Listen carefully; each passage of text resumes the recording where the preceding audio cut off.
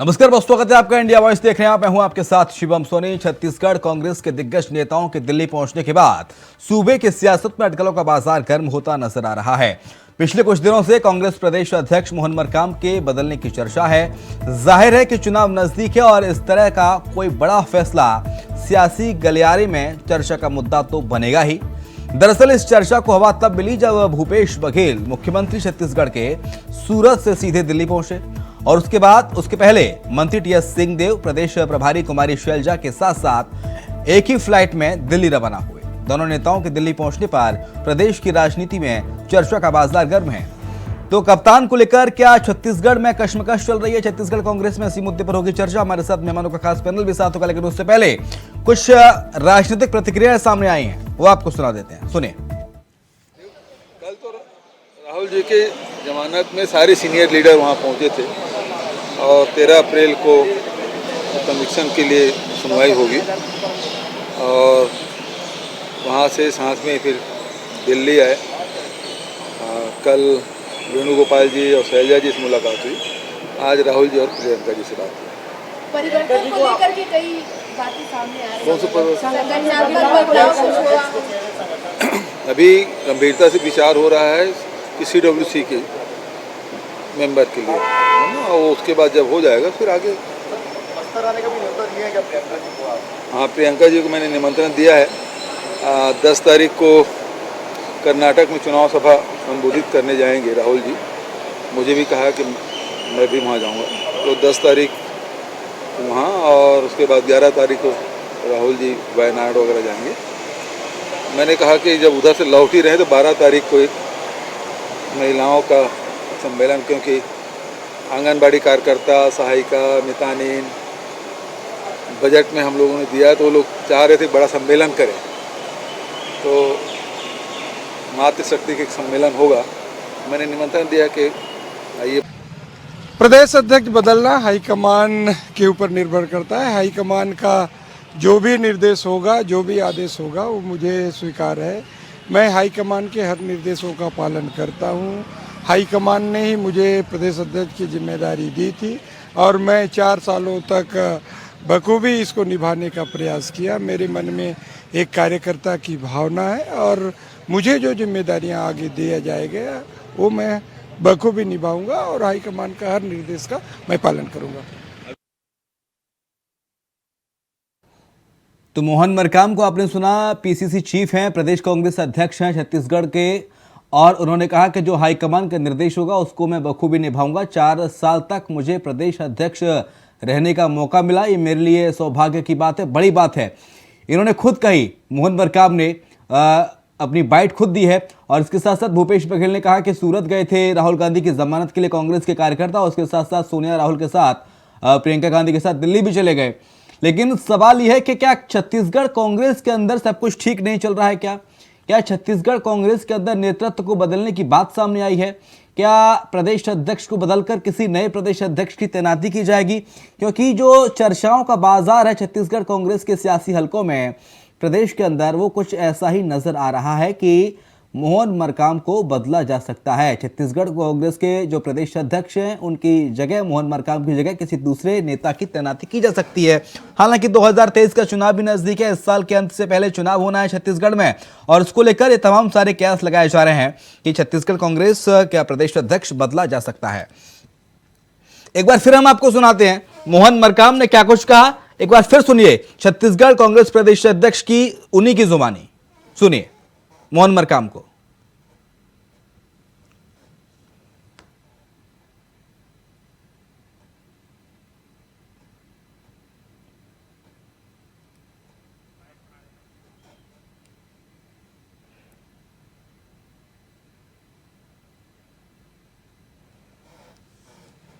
प्रदेश अध्यक्ष बदलना हाईकमान के ऊपर निर्भर करता है। हाईकमान का जो भी निर्देश होगा, जो भी आदेश होगा, वो मुझे स्वीकार है। मैं हाईकमान के हर निर्देशों का पालन करता हूँ। हाईकमान ने ही मुझे प्रदेश अध्यक्ष की जिम्मेदारी दी थी और मैं 4 सालों तक बखूबी इसको निभाने का प्रयास किया। मेरे मन में एक कार्यकर्ता की भावना है और मुझे जो जिम्मेदारियां आगे दिया जाएगा वो मैं बखूबी निभाऊंगा और हाईकमान का हर निर्देश का मैं पालन करूंगा। काम को आपने सुना, उन्होंने कहा कि जो हाईकमान का फैसला होगा वही सर्वोपरि होगा। हालांकि भूपेश बघेल और कुमारी शैलजा और छत्तीसगढ़ के स्वास्थ्य मंत्री टीएस सिंहदेव के दिल्ली आने से इस तरह की चर्चाओं का जो बाजार है वो और गर्म हो गया है। हालांकि भूपेश बघेल ने ज्यादा कुछ नहीं कहा इस पूरे मामले पर, लेकिन वो मोहन मरकाम की जो बाइट आपको सुनाई हमने, वो साफ तौर से कह रहे हैं कि 4 साल मुझे प्रदेश अध्यक्ष रहने का मौका दिया, ये अच्छी बात है। और जो भी हाईकमान का निर्णय होगा, हाईकमान ने ही मुझे बनाया था, 4 साल तक मैं रहा, ये बड़ी बात। और जो हाईकमान का निर्णय होगा वो मुझे स्वीकार होगा। ये बात मोहन मरकाम प्रदेश कांग्रेस अध्यक्ष छत्तीसगढ़ के उन्होंने कही। तो चलिए चर्चा पे आते हैं। अशोक बजाज है हमारे साथ, प्रवक्ता भारतीय जनता पार्टी, धनंजय सिंह ठाकुर प्रवक्ता कांग्रेस पार्टी, और के शर्मा है वरिष्ठ पत्रकार हमारे साथ। आप तीनों मेहमानों का बहुत स्वागत है। शुरुआत धनंजय सिंह ठाकुर आप ही के साथ, क्योंकि प्रदेश के नेतृत्व को बदलने की चर्चाएं चल रही हैं बाजार में, सियासत के बाजार में, और ये कहा जा रहा है कि मोहन मरकाम को बदला जा सकता है। सर, खबरों में कितनी सच्चाई है? धनंजय जी, आप ही से जानना चाहेंगे। देखिए, आपने 2 शब्दों का इस्तेमाल किया है कि बाजार में चर्चा चल रही है और सियासत के बाजार में, सियासत के बाजार में सर, वही सियासत के बाजार में और खबरों में कितनी सच्चाई है। हाँ, तो आजकल खबर तो बनना आसान काम हो गया है, लेकिन माननीय प्रदेश अध्यक्ष मोहन मरकाम जी ने स्पष्ट कहा है कि अगर हाईकमान कुछ निर्णय करेंगे वो सबको स्वीकार है। और अभी वर्तमान में छत्तीसगढ़ प्रदेश कांग्रेस के अध्यक्ष है मोहन मरकाम जी, और मुख्यमंत्री भूपेश बघेल जी सरकार के काम जो जन कल्याणकारी योजनाएं हैं उनको जन जन तक पहुंचा रहे हैं। और जो केंद्र में बैठी नरेंद्र मोदी जी की तानाशाही सरकार है, हाँ, जो लोकतंत्र की गला घोटने का लगातार प्रयास कर रही है, जो सदन, जो देश का सर्वोच्च सदन है। नहीं, मैं तो ये कह रहा हूं कि अगर प्रदेश कांग्रेस अध्यक्ष को बदला जा रहा है तो इस बात को स्वीकारिए। ये तो संगठन में फेरबदल तो चलता रहता है भाई। कांग्रेस में भी तो विष्णुदेव साय थे, अब अणुसाव बन गए। ऐसे ही मोहन मरकाम अगर चले जाते हैं तो कोई दूसरा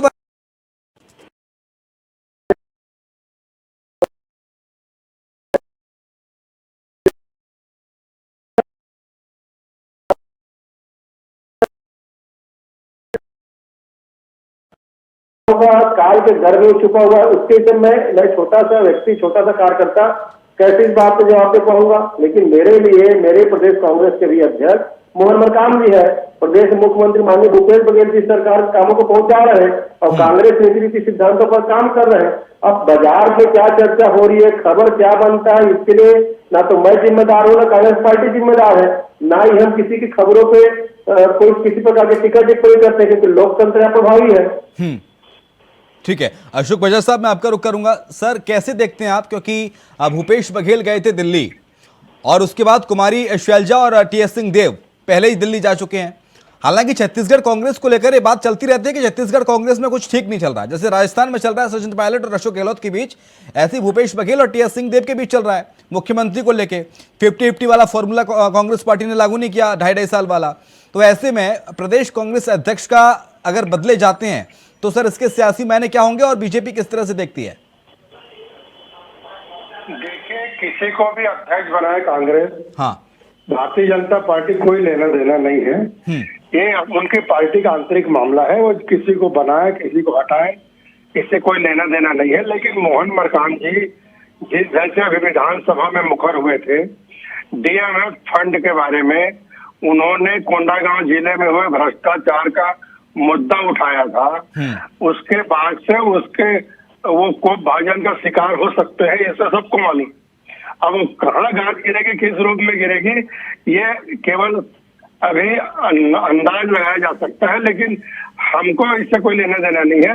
हमारी बात यह है कि मोहन मरकाम जी ने जो मुद्दा वहां उठाया है डीएमएफ फंड के बंदरबाट का और भ्रष्टाचार का, उसके निष्पक्ष जांच होनी चाहिए ताकि दूध का दूध पानी का पानी हो।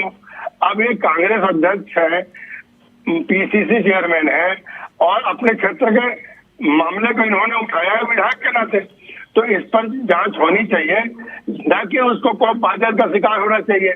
लेकिन आज जिस प्रकार की स्थिति है कांग्रेस में, अनेक प्रकार के अनबन है, केवल बाबा और काका का मामला नहीं है। यहाँ काका वर्सेस बहुत सारे और भी हैं।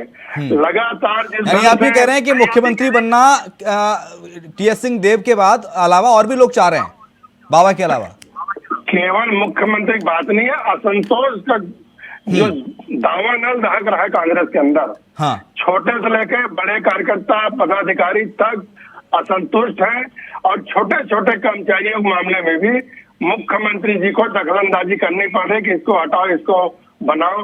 ये जो प्रक्रिया चल रही है, इससे आप सब अंदाज लगाया जा सकता है कि कांग्रेस की आंतरिक स्थिति ठीक नहीं है, अंदरूनी तौर पर अंतर्द्वंद बहुत है, ये ठीक है। साफ झलक रहा है। ठीक है, कांग्रेस की अंदरूनी स्थिति ठीक नहीं के शर्मा साहब, लेकिन आपका विश्लेषण क्या कहता है? अगर मोहन मरकाम को बदला जाता है तो उस बदलाव का आधार क्या होगा? परफॉर्मेंस मानेंगे या कुछ और? देखिए, चुनावी मोड में छत्तीसगढ़ जा चुके और कांग्रेस और भाजपा दोनों ही चुनावी तैयारी में लगे हैं। और यहाँ के छत्तीसगढ़ की बात करेंगे तो पिछड़े वर्ग से मुख्यमंत्री भूपेश बघेल है और उनकी छवि राष्ट्रीय छवि बन चुकी है। चाहे हिमाचल प्रदेश चुनाव के बाद देखें या उत्तर प्रदेश में लखनऊ में जाके प्रेस कॉन्फ्रेंस या कल साथ में राहुल गांधी के साथ रहा, तमाम ऐसी गतिविधियां हैं कि भूपेश बघेल की पार्टी के भीतर राष्ट्रीय छवि में निखार आया है। दूसरी चीज ये है कि आदिवासी वर्ग से आते हैं मोहन मरकाम और वो विधायक है और उनको चुनाव करना है। एक विधायक रहते हुए अपने क्षेत्र में ही उनको अपना मेहनत करना पड़ेगा, उसके साथ ही पूरे प्रदेश की जिम्मेदारी है। दूसरी चीज, तीसरी बात है कि अमरजीत भगत का जो नाम आया कि वो मंत्री हैं और अभी तक के वो एक मंत्री के रूप में अभी तक उनकी छवि में कोई दिक्कत नहीं आई है, दाग नहीं लगा, कहा जाए कोई आरोप नहीं लगा है। तो उसको देखते हुए अमरजीत भगत ये मंत्रिमंडल फेरबदल करने की जगह में एक नाम आ रहा है सांसद दीपक बैज का नाम प्रमुखता से उभर गया है और वो जाके आज लेकिन इसे दिल्ली में मुलाकात किए हैं और उसमें ये बात आ रही है कि सांसद को बनाने के साथ प्रोटोकॉल सुविधा सब कुछ मिल जाती है, जिस तरह से भाजपा में प्रदेश सांसद को ही प्रदेश अध्यक्ष की जिम्मेदारी दी गई है। ये है कि आदिवासी को ही बनाया जाएगा क्योंकि यहाँ की राजनीति में आदिवासियों की महत्वपूर्ण भूमिका है और 29 में से 25 आदिवासी विधायक इनके पास हैं, कांग्रेस के पास। और मोहन मरकाम पिछले 4 साल के उनके कार्यकाल देखेंगे, निश्चित रूप से कार्यकर्ता के रूप में एक बेहतर काम देखेंगे। चाहे नगरीय निकाय 14 से 14 नगर निगम में भाजपा है, उसी तरह पंचायत, नगर पालिका, पंचायत, ये सब। उसके साथ ही विधायक के रूप में भी अपनी जिम्मेदारी का दिग्गज से अपनी सरकार के खिलाफ भी उन्होंने आवाज उठाया जो अशोक बजाज जी ने कहा है, वो एक अलग जांच का विषय है। लेकिन अंतर्द्वंद कितना भी हो, लेकिन अभी तक बाहर उन्होंने एक भी शब्द नहीं कहा है कि उनको सरकार से किसी प्रकार की दिक्कत है, वे अपना काम कर रहे हैं। संगठन में नियुक्ति को लेकर बात हो, किसी भी तरह से विवाद सामने नहीं। मुझे लगता है कि आगामी चुनाव की तैयारी जिस तरह से खड़गे जी राष्ट्रीय अध्यक्ष की जिम्मेदारी संभाले हैं, तो प्रदेश में भी हो सकता है कि किसी विधायक को स्थान देने की जगह में जिनको चुनाव लड़ाना है, उन विधायकों के बजाय में सांसद को जिम्मेदारी। अब सांसद में 2 सांसद है, युवरत्न कोरबा से है, महंत जी, और यहाँ पे आदिवासी वर्ग से है दीपक बैज जी। तो दीपक बैज जी आदिवासी वर्ग से होने के कारण उनकी मतलब संभावना ज्यादा आगे जा रही है। राजनीतिक चर्चा है, अंततः कांग्रेस को डिसीजन लेना है इसमें जी। यानी कि मोहन मरकाम को अगर हटाया जाता है तो प्रबल संभावना है कि दीपक बैज जो कि सांसद हैं, आदिवासी समुदाय से आते हैं, आदिवासी क्षेत्र से आते हैं, उन्हें मौका मिले पीसीसी का। निश्चित रूप से ठीक है, लेकिन धनंजय सिंह ठाकुर साहब, जो अंतर्द्वंद चल रहा था कांग्रेस के अंदर, ये द्वंद सर समाप्त होगा कभी छत्तीसगढ़ कांग्रेस के अंदर? टीएस सिंह बाबा, भूपेश बघेल, इन दोनों को लेकर कौन बोलता है कि कांग्रेस के अंदर में अंतर्द्वंद है? हाँ, कि कांग्रेस बोलते तो नहीं है सर, लेकिन दिखता है ना, इसलिए सवाल पूछा जाता है। ये कैसे दिखता आप जरा बताएंगे मुझे स्पष्ट करिए ना कि आपको कहाँ दिख गया कि कांग्रेस में अंतर्द्वंद है, कांग्रेस में गुटबाजी, कुछ उसके लाजिक तो होंगे ना। केंद्रीय आपके केंद्रीय नेतृत्व ने कहा था ना 2.5 साल दोनों रहेंगे, कहीं नहीं कहा था। आपका सिर्फ कोई प्रमाण है क्या कि हमारे केंद्र की ऐसी कोई बात कही, ऐसा कोई सबूत आपके पास में होगा क्या? उस बैठक में आप थे क्या? तो बाबा बार बार दिल्ली क्यों आते हैं? बाबा बार बार दिल्ली क्यों आते हैं? क्यों दिल्ली जाएंगे? सर दिल्ली जाना अपराध है क्या? दिल्ली जाना अपराध है क्या? दिल्ली जाने में नरेंद्र मोदी ने प्रतिबंध लगा कर रख दिया कि दिल्ली कोई नहीं आएगा? नहीं है ना, तो कुछ भी आरोप लगा दे ऐसा नहीं है। दूसरी बात, अशोक बजाज जी अभी मोहन मरकाम जी को लेकर बात करते हैं, तो मैं कहता हूँ अशोक बजाज जी को, नरेंद्र मोदी जी को भूपेश बघेल जी की सरकार से सीख लेनी चाहिए। जब सदन में कोई सदस्य कोई बात उठाता है, कोई आरोप लगाता है, उसकी जांच हमारी सरकार कराती है। लेकिन जो सर्वोच्च सदन है देश का, जिसमें जब अडानी और मोदी के रिश्तों पर सवाल पूछे गए, अडानी के कंपनी में जो 20,000 करोड़ तेल कंपनी के, इस पर सवाल पूछे गए, अडानी को विदेशों में कहाँ ठेका दिलाया, इस पर सवाल पूछे गए, तो सदन में कोई कार्यवाही नहीं होती है, बल्कि सदन को म्यूट कर दिया जाता है क्योंकि वहां लोकतंत्र को खत्म किया गया है। ठीक है, किसी ने आरोप लगाया, हमारी सरकार ने उसकी जांच करा रही है और जांच होनी चाहिए। ये लोकतंत्र का सबसे अच्छा मर्यादित और मंदिर का सबसे अच्छा प्रमाण है। तो सुपा बोले तो बोले और 72 से जिस छलनी मोना बोले। दूसरी बात, जो भारतीय जनता पार्टी हर साल प्रदेश अध्यक्ष बदल रही है, 4 साल में 4 प्रदेश अध्यक्ष हो गए भाजपा के, 2 नेता प्रतिपक्ष हो गए, 3 प्रदेश के प्रभारी बदल चुके हैं। वो हमारी पार्टी के एकजुटता पर सवाल उठा रहे। अरे अपने गिरबान को देखो। उन्होंने तो कह दिया कि कांग्रेस पार्टी का अंदरूनी मामला है। धनंजय सिंह ठाकुर साहब, उन्होंने कह दिया अशोक बजाज ने कि कांग्रेस पार्टी का अंदरूनी मामला है, उन्हें जो अच्छा लगता है पार्टी में वो करें। उन्होंने कोई सवाल नहीं उठाया अभी तक। सवाल उठाए ना भाई, इनके ही नेता तो सवाल उठा रहे ना। इनके नेता डॉक्टर रमन सिंह जी, जिनकी भाजपा में ना तो सुनी जाती है ना भाजपा में कोई उनका वजूद बचा है, वो सवाल उठा रहे हैं। और मैं तो पूछ रहा हूँ ना, सदन में सवाल अगर उठता है, उसका जवाब सदन के नेता देते हैं। कोई मोदी जी की तरफ पीछे चुपचाप नहीं बैठते, ना तो सदन को म्यूट करते हैं, ना सत्ता तक हंगामा नहीं करता। सदन में सवाल उठेंगे, सदन सवाल उठाने का जगह है, लोकतंत्र में सही बात है ना। तो नरेंद्र मोदी जी को भूपेश बघेल की सरकार से सीखना चाहिए। और डर किस बात का है? सदन में बोल कोई रहा है तो जो उसका जांच तो होगा ना होगा भाई। और रही बात कांग्रेस, भूपेश बघेल और कुमारी शैलजा टीएस सिंहदेव दिल्ली क्यों गए थे बताइए? सूरत के बाद छत्तीसगढ़ आना चाहिए, रायपुर आते, दिल्ली चले गए। चर्चा हुई थी क्या संगठन में फेरबदल को आपको बताया चले जाएंगे भाई, मुझे दिल्ली जाना है मैं तय करूंगा, मुझे सूरत जाना मैं तय करूंगा। नहीं, मैं तो सर सवाल कर रहा हूँ, आप इतना नाराज क्यों हो रहे हैं धनंजय सिंह ठाकुर साहब? मैं तो पूछ रहा हूँ कि दिल्ली जाने के सियासी मायने निकाले जाने लगे हैं। देखिए सर, जब कोई प्रदेश का मुखिया, सुन तो लीजिए धनंजय सिंह ठाकुर साहब, जब कोई प्रदेश का मुखिया दिल्ली आता है तो सियासी सुखबुगाहट तो होती है, सवाल उठते हैं कि साहब दिल्ली क्यों आए हैं, कोई संगठन में फेरबदल तो नहीं हो रहा। तो इसी सवाल को हम कर रहे हैं कि दिल्ली आने के सियासी मायने क्या है? आप भाई दिल्ली तो भूपेश बघेल जी हमेशा जाते हैं, कभी केंद्र सरकार से संबंधित विभाग में जाते हैं, कभी संगठन के संबंध में जाते हैं। अभी सूरत गए थे, राहुल जी की जमानत के ऊपर परसों से वहां पर गए थे। दिल्ली आ गए, पहले नेताओं से मिलने आ गए, वहाँ प्रियंका जी का कार्यक्रम तय हुआ, इसलिए चले आए। पर आप कहते दिल्ली क्यों जाते हैं? अरे क्यों दिल्ली जाना अपराध थोड़ी है भाई, दिल्ली भारत के बाहर थोड़ी है भाई। ठीक है, चलिए अब चुनाव पे आ जाता हूं मैं। 23 का चुनाव है और तैयारी कैसी है छत्तीसगढ़ में कांग्रेस पार्टी की? 2023 के इलेक्शन में छत्तीसगढ़ में पुनः कांग्रेस की सरकार बन रही है। जो भूपेश बघेल जी की सरकार ने किसानों के जो कर्ज माफी की है, बिजली विभाग की सुविधा प्रदान कर रही है, महिलाओं के स्वसहायता समूह की कर्जे माफ की है, और जो इस बार हमने घोषणा की है कि 20 क्विंटल प्रति एकड़ हम धान खरीदेंगे और 2800 रुपये कीमत की दर पर खरीदेंगे। तो स्वाभाविक सी बात है, जो सरकार वादा पूरा की है, जो 90% से अधिक वादों को पूरा किया 2027 चुनाव में, वो सरकार पुनः रिपीट हो रही है। 2023 में 21+ हम जाएंगे विधायकों में और प्रदेश की जनता के विश्वास हम पर बरकरार है, पुनः सरकार बनाएंगे। ठीक है, लेकिन 23 में सरकार रिपीट हो रही है, अशोक बजाज ऐसा कह रहे हैं, यानी कि रमन सिंह ने जितने भी मुद्दे उठाए विधानसभा के अंदर वो तमाम मुद्दे धराशायी, और कांग्रेस की सरकार एक बार फिर 2023 में, क्योंकि ऐसा धनंजय सिंह ठाकुर कह रहे हैं, क्योंकि जो छत्तीसगढ़ सरकार की तमाम योजनाएं थी, गोधन न्याय योजना, नरवा गुरवा घुरवा बाड़ी, जो बात कही थी भूपेश बघेल ने, वो तमाम सारी चीजें चरितार्थ हुई और इसी की बदौलत छत्तीसगढ़ में फिर से कांग्रेस दोबारा।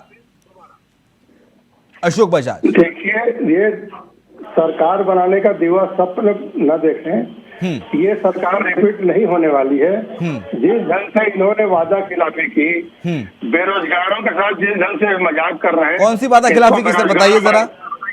अरे भाई, इन्होंने कहा था कि हम शराबबंदी करेंगे और 4 साल तक इन्होंने जो कमेटी बनाई वो मदहोश बैठी है अभी तक। जो कमेटी मदहोश है तो प्रदेश को क्या नशा मुक्त करेगी? वो कह रहे हैं कि हमने 2600 रुपए में धान खरीदा किसानों से, हमने 2 रुपए किलो में गोबर खरीदा। मतलब ऐसी योजना ले आई कांग्रेस सरकार छत्तीसगढ़ की कि गोबर हिंदुस्तान में कहीं नहीं खरीदा जाता था, और 2 रुपए किलो में गोबर खरीदा जा रहा है, किसानों की आमदनी हो रही है, और इसके साथ साथ केंद्र सरकार तक गोधन न्याय योजना की तारीफ कर चुकी है। आप बोल रहे हैं कि सरकार ने कुछ नहीं किया? पूरे हिंदुस्तान में 2 रुपए की है, 10 रुपए किलो कहीं मिट्टी नहीं बिक रही है। ये छत्तीसगढ़ है जहाँ वर्मी कंपोस्ट के नाम से, तो रमन सरकार में कितने रुपए किलो गोबर खरीदा जाता था? गोबर को खरीदवाया रमन सरकार ने? ये तो गौ का अनुदान खाते थे ना, रमन सरकार में गौ का अनुदान खाते थे और गौ माता की हत्या थे। देखिए भाई साहब, ये गोबर वाले विषय पर एक दिन अलग से चर्चा करनी चाहिए। तो क्या बीजेपी को लगता है कि गोबर में घोटाला कर दिया कांग्रेस सरकार ने? ये अशोक धनंजय बजाज, कुमार सिंह क्या जी- आपको ऐसा लगता है ये- कि गोबर में भी घोटाला कर दिया कांग्रेस पर सरकार ने, भूपेश सरकार ने? ये कहने की बात नहीं है, सब विधानसभा में सारी बातें आ गई है। ये हाँ। वहाँ पर जो इनका बहुमत है उसके आधार पर विपक्ष की आवाज को इन्होंने जो जिस ढंग से दबाने का प्रयास किया है, सदन के अंदर ही दबा सकते हैं। भाग जाती थी, ये तो भगवान को देता है रंजन प्रकार से कोयला परिवहन के घोटाला सामने आया है, खनन का घोटाला सामने आया है। ठीक है अशोक, के शर्मा साहब, के शर्मा साहब, आपको आपका तजुर्बा क्या कहता है? छत्तीसगढ़ की राजनीति को आप सालों से देखते आए हैं। एक सेकंड, धनंजय सिंह ठाकुर में आऊंगा आपके पास, अशोक बजाज में आपके पास भी आऊंगा, लेकिन के शर्मा वरिष्ठ पत्रकार हैं और छत्तीसगढ़ की सियासत को सालों से देखते आए हैं। के शर्मा साहब, आपका सर तजुर्बा क्या कहता है छत्तीसगढ़ की राजनीति का? क्योंकि देखिए, एक तरफ है भूपेश बघेल का छत्तीसगढ़ मॉडल और एक तरफ है रमन सिंह के 15 साल। निश्चित रूप से 15 साल में जो इनकी नाकामी है उसकी बात कांग्रेस कर रही है, और 5 साल की नाकामियों की बात, जो जन घोषणा पत्र के क्रियान्वयन में कमियों की जो बात है वो भाजपा के लिए। तो आने वाले चुनाव में महत्वपूर्ण रूप से देखना होगा कि केंद्र सरकार की उपलब्धि और राज्य सरकार की नाकामी को लेकर भाजपा क्या 14 से लेकर 46 तक पहुंच पाएगी, या धनंजय जी जो कह रहे हैं कि 70 से अधिक 71 में तो यही है, क्या उसको बरकरार रख सकते हैं, ये महत्वपूर्ण होगा जी। लेकिन सर, ये जो बार बार अटकलें चल रही हैं मोहन मरकाम को बदले जाने की, ये एक ऐसे प्रक्रिया कहें संगठन की फेरबदल प्रक्रिया, सामान्य प्रक्रिया जो होती है कि कुछ ना कुछ साल बाद अध्यक्ष को बदला जाता है, या फिर परफॉर्मेंस बेसिस पर जज करके संगठन इस तरह का निर्णय लेने जा रहा है? आपको अंदर खाने से क्या खबर है के शर्मा साहब? देखिए, परफॉर्मेंस की बात नहीं रहती, जब सत्ता जहां पे जिस राज्य में सरकार में रहती है तो वहां महत्वपूर्ण हो जाता है मुख्यमंत्री। यहाँ मुख्यमंत्री भूपेश बघेल जी हैं और सत्ता और संगठन में बेहतर तालमेल के जरिए फिर से सत्ता में आने की कवायद जो चल रही है उसमें मुझे लगता है कि मोहन मरकाम जी फिर से पहले भी कहा था कि उनको चुनाव लड़ना है, विधानसभा चुनाव लड़ना है और अमरजीत भगत को भी चुनाव लड़ना है। तो ऐसी स्थिति में एक सांसद को जिम्मेदारी दिए जाने की बात प्राथमिकता से चर्चा में है अभी जी। लेकिन सर, चुनाव तो सर 24 में सांसद को भी लड़ना होगा। दीपक बैज का आप जो नाम ले रहे हैं 24 की बात, अभी 2023 क्लियर हो जाएगा, उसके बाद 2024 की बात आएगी जी। ठीक है, लेकिन धनंजय सिंह ठाकुर साहब, जो बार बार बात कहती है बीजेपी, रमन सिंह, धर्मलाल कौशिक, कि भाई छत्तीसगढ़ में शराबबंदी का वादा किया था भूपेश सरकार ने, 4.5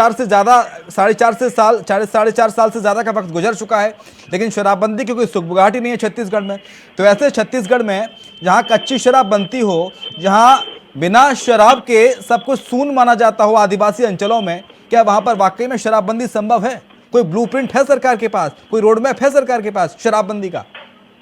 निश्चित तौर पर आप देखेंगे शराबबंदी का जो वादा हमारी सरकार ने किया था, पार्टी ने किया था, सरकार उस दिशा में काम कर रही है। हाँ, अभी आप देखेंगे 150 से अधिक शराब दुकानों को बंद किया गया है, और जो समिति है, 3 कमेटी बनी है, प्रशासनिक कमेटी है, राजनीतिक कमेटी है और सामाजिक कमेटी है। और सामाजिक कमेटी के जो महत्वपूर्ण सुझाव सरकार को मिले हैं कि जो 15 साल में रमन सरकार ने जो शराब बेचा, घर में पहुंचाया शराब को, जो लोगों के जेहन में शराब पहुंच चुका है, उसके लिए शराबबंदी अगर करनी है तो जागरूकता एक मजबूत माध्यम है, क्योंकि अचानक शराबबंदी करने से जो जनहानि होगी उसको भी रोकना एक बड़ी चुनौती है। तो स्वाभाविक सी बात, सरकार दिशा में काम कर रही है। जो विभिन्न समाज है, साहू समाज है, देवांगन समाज है, वर्मा समाज है, धीवर समाज है, और भी जो समाज के लोगों का सुझाव है, सरकार दिशा में काम कर रही है। और शराबबंदी हमारा मुख्य लक्ष्य है और हम नहीं चाहते कि इसमें जनहानि हो, इसलिए बिना जनहानि के बेहतर शराब, मजबूत शराब नीति के साथ बंद करने जा रहे हैं। यानी कि आप ये कह रहे हैं कि जो बिहार में शराबबंदी हुई वैसी शराबबंदी नहीं चाहती आप? नहीं, देखिए किस प्रकार से वहाँ पे लोग, बिहार में शराबबंदी का रिजल्ट सबके सामने है, किस प्रकार से जहरीली शराब पी के लोगों की मौत हो जा रही है। शराब के पकड़े में किस प्रकार से हजारों लोगों को जेल भेज दिया गया है। तो ऐसे शराबबंदी करे क्या मतलब इस जनता को नुकसान हो, तो एक बेहतर शराबबंदी जिसको जनता स्वीकार भी करे, शराबबंदी के साथ चले भी, और ऐसी कोई जनहानि ना हो, ये हमारी सरकार का प्रयास है। तो 23 से पहले संभव है, विधानसभा चुनाव से पहले?